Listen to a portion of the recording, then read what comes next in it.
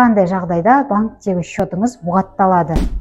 Егер салықтық есептілік тапсырмасаңыз, соның ішінде 910 және 920 формаларды тапсырмасаңыз, жеке кабинетіңізге ескертулер келіп, сол ескертуге жауап бермесеңіз, онда 30 жұмыс күн ішінде сіздің счетыңыз бұғатталуы мүмкін.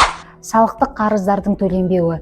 Егер салықтағы қарызыңыз 6 МРП-дан асқан болса, қауіп-қатер деңгейіне байланысты 1 күн мен 10 күн аралығында счетыңыз бұғатталады. Тағы бір жағдай, әлеуметтік төлемдерді төлемесеңіз, яғни ай сайынғы ОПВ, ОПВР, ОСМС сияқты төлемдерді уақытылы төлемесеңіз бұғатталады. Мұндай жағдайдың алдын алыңыз. Уақытылы салықтық есептілік тапсырыңыз. Салықтық қарыздарды төлеңіз және әлеуметтік төлемдерді уақытылы төлеп отырыңыз. Әрқашан жеке кабинетіңізді тексеріп, соның ішінде ескертулерді қадағалап отырыңыз.